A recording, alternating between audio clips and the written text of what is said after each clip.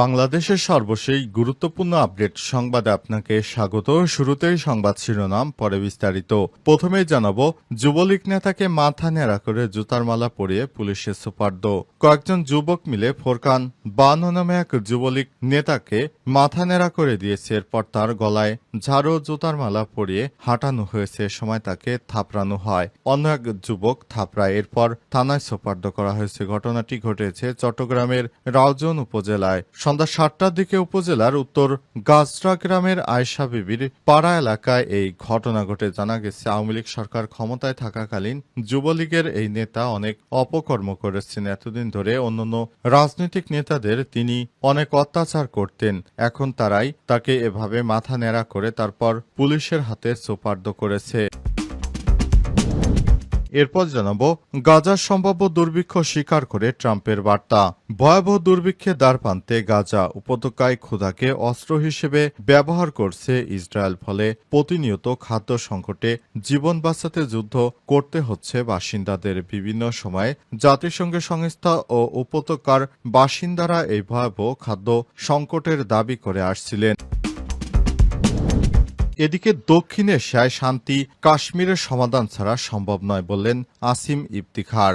জাতিসংঘে পাকিস্তানের স্থায়ী প্রতিনিধি অ্যাম্বাসেডর আসিম ইফতিখার বলেছেন, কাশ্মীরের সমস্যা শান্তিপূর্ণ সমাধান ছাড়া দক্ষিণ এশিয়ায় দীর্ঘস্থায়ী শান্তি সম্ভব নয়।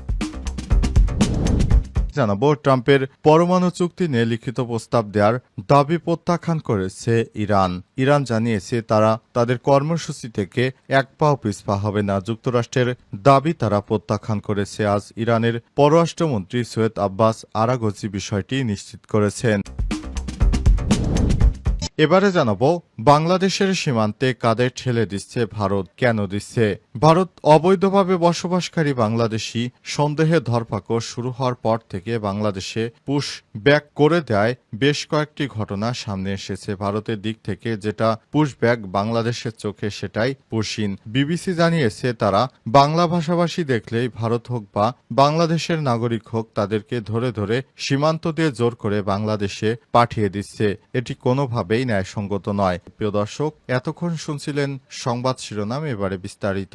তবে তার আগে বন্ধুরা, অনুরোধ থাকবে এই সংবাদটিতে একটি লাইক দিন। এই চ্যানেলে আপনি নতুন হয়ে থাকলে আমাদের সংবাদটি দেখতে দেখতে চ্যানেলটি সাবস্ক্রাইব করে রাখুন। কমেন্ট করে বন্ধুরা আপনার মূল্যবান মতামত জানিয়ে দিন। আর বন্ধুরা, গাজা যুদ্ধে আপনি যদি নিরীহ ফিলিস্তিনিদের ভালোবেসে থাকেন, কমেন্টে ইয়েস লিখে বিশ্ববাসীকে জানিয়ে দিন। এবারে বিস্তারিত। যুবলীগ নেতাকে মাথা ন্যাড়া করে জুতার মালা পরিয়ে পুলিশে সোপর্দ। কয়েকজন যুবক মিলে ফোরকান বানু নামে এক যুবলীগ নেতাকে মাথা ন্যাড়া করে দিয়েছে। এরপর তার গলায় ঝাড়ু জুতার মালা পরিয়ে হাঁটানো হয়েছে। সময় তাকে থাপড়ানো হয়। অন্য এক যুবক থাপড়ায়। এরপর থানায় সোপর্দ করা হয়েছে। ঘটনাটি ঘটেছে চট্টগ্রামের রাউজান উপজেলায়। সন্ধ্যা ৭টার দিকে উপজেলার উত্তর গাজরা গ্রামের আয়শা বিবির পাড়া এলাকায় এই ঘটনা ঘটে। জানা গেছে, আওয়ামী লীগ সরকার ক্ষমতায় থাকাকালীন যুবলীগের এই নেতা অনেক অপকর্ম করেছেন। এতদিন ধরে অন্যান্য রাজনৈতিক নেতাদের তিনি অনেক অত্যাচার করতেন। এখন তারাই তাকে এভাবে মাথা ন্যাড়া করে তারপর পুলিশের হাতে সোপর্দ করেছে। ফোরকান পূর্ব গুজরা ইউনিয়নের ২ নম্বর ওয়ার্ডের যুবলীগের সহসভাপতি তিনি। মুনিরিয়া যুব তবলিগ কমিটি নামের তরিকত ভিত্তিক একটি সংগঠনের কার্যালয় ভাঙচুরের মামলার আসামি বলে পুলিশ জানিয়েছে। স্থানীয়দের ভাষ্য অনুযায়ী ফোরকান স্থানীয় বাজারে এলে একদল লোক তাকে আটক করে মারধর করে। এরপর তার মাথা ন্যাড়া এবং জুতার মালা পরিয়ে দেয়। শেষে থাপড়িয়ে তাকে পুলিশের হাতে সোপর্দ করা হয়। অসুস্থ হয় পুলিশ তাকে চিকিৎসা দিয়ে হাসপাতালে রাখে।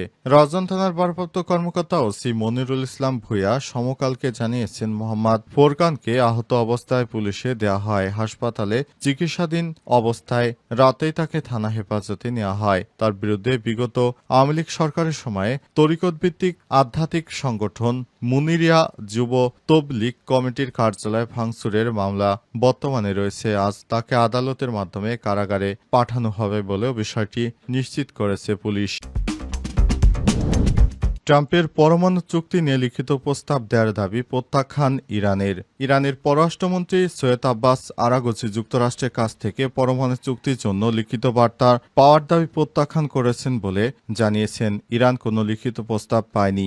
আজ আরাগচি সামাজিক যোগাযোগ মাধ্যম টুইটারে দেয়া বার্তায় তিনি জানিয়েছেন, ইরান যুক্তরাষ্ট্রের কাছ থেকে প্রত্যক্ষ বা পরোক্ষভাবে কোনো লিখিত প্রস্তাব পায়নি। এর আগে মার্কিন প্রেসিডেন্ট ডোনাল্ড ট্রাম্প দাবি করেন, ইরান তার প্রশাসনের কাছ থেকে একটি লিখিত প্রস্তাব পেয়েছে এবং যদি ইরান দ্রুত এই চুক্তির ব্যাপারে পদক্ষেপ না নেয় তাহলে ভয়াবহ পরিণতি ভোগ করতে হবে বলে সতর্ক করা হয়েছে। ইরান সংবাদ মাধ্যম প্রেস টিভির প্রতিবেদন থেকে জানা গেছে, আরাগচি তার বার্তায় লিখেছেন, ইরান বিশ্ব বিভ্রান্তিকর ও পরস্পর বিরোধী বার্তা পাচ্ছে। শীর্ষ ইরানি কূটনৈতিক আরও বলেছেন, ইরান তবুও দৃঢ় ও স্পষ্টবাদী, আমাদের অধিকারকে সম্মান করুন এবং আপনাদের নিষেধাজ্ঞা প্রত্যাহার করুন, তাহলে আমাদের মধ্যে একটি চুক্তি হবে। গত 12 এপ্রিল থেকে শুরু হওয়া ওমানের মধ্যস্থতায় যুক্তরাষ্ট্রের ও ইরানের 4 দফা বৈঠকে অংশ নিয়েছে ট্রাম্পের 2018 সালে সরে দাঁড়ানোর পর বৈঠকগুলোই দুই দেশের মধ্যে সর্বোচ্চ পর্যায়ের যোগাযোগ।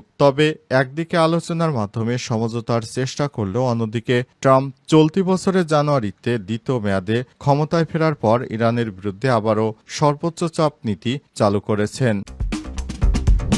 গাজার সম্ভাব্য দুর্ভিক্ষ স্বীকার করে ট্রাম্পের বার্তা।